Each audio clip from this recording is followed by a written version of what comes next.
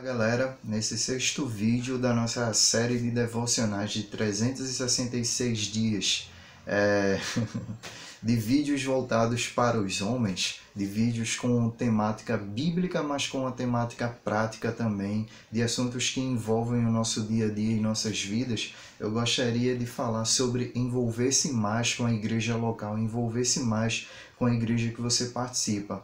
É muito importante para mim falar sobre isso porque, infelizmente, a gente tem se deparado não somente nas redes sociais e na internet com a questão dos desigrejados, mas até mesmo na própria realidade de cada um de vocês. Eu acredito que vocês têm se deparado com pessoas que são desigrejados, que dizem assumir uma fé em Cristo, mas rejeitam a convivência ou se afastam da convivência e da participação da vida do corpo de Cristo, da comunhão com outros irmãos.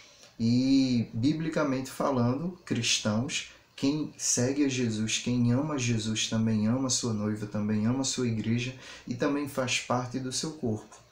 Então, se você é cristão, se você diz seguir, crer e amar a Jesus, logo você deve amar a sua noiva. Porque que contradição é a gente dizer que ama um amigo nosso, respeita um amigo nosso, mas desrespeita, odeia, detesta e distrata a esposa ou os filhos dele. Quanto mais a gente dizer que ama Cristo, mais a gente odeia a noiva dele. É uma contradição enorme. Então é muito importante refletir sobre isso, porque infelizmente temos esse tipo de fenômeno atualmente, em que muitas pessoas se dizem seguidores de Cristo, mas abandonam e se afastam da convivência com a igreja.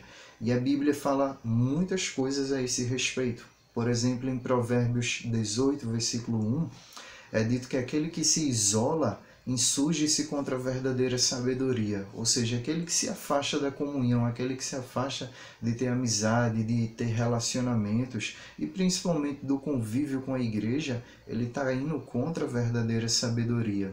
E também em outros textos, por exemplo em Atos 4, versículo 42 ao 47 é dito: eles se dedicavam ao ensino dos apóstolos e à comunhão, ao partir do pão e às orações. Todos estavam cheios de temor, e muitas maravilhas e sinais eram feitos pelos apóstolos. Os que criam mantinham-se unidos e tinham tudo em comum. Vendendo suas propriedades e bens, distribuíam a cada um conforme a sua necessidade. Todos os dias continuavam a reunir-se no pátio do templo.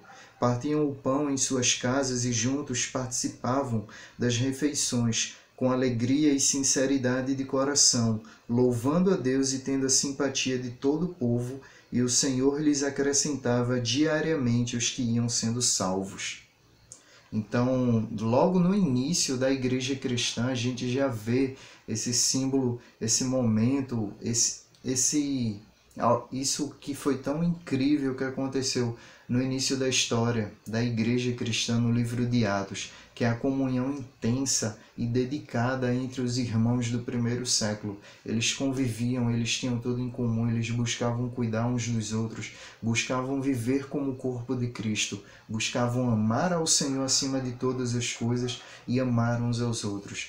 E infelizmente, quando a gente se afasta da comunhão com a igreja, quando a gente tem um comportamento que muitas pessoas que assumem a postura de desigrejado têm, a gente se afasta até mesmo do nosso amor pelo Senhor. A gente se afasta de se desenvolver e de crescer e amadurecer como homens cristãos. E as mulheres também como mulheres cristãs. Perdemos a oportunidade de amadurecermos, perdemos a oportunidade de servirmos e perdemos a oportunidades de abençoarmos vidas e sermos abençoados por Deus e através da vida uns dos outros. Perdemos muitas oportunidades de crescer e de evangelizar, de pregar, de trabalhar para a glória de Deus.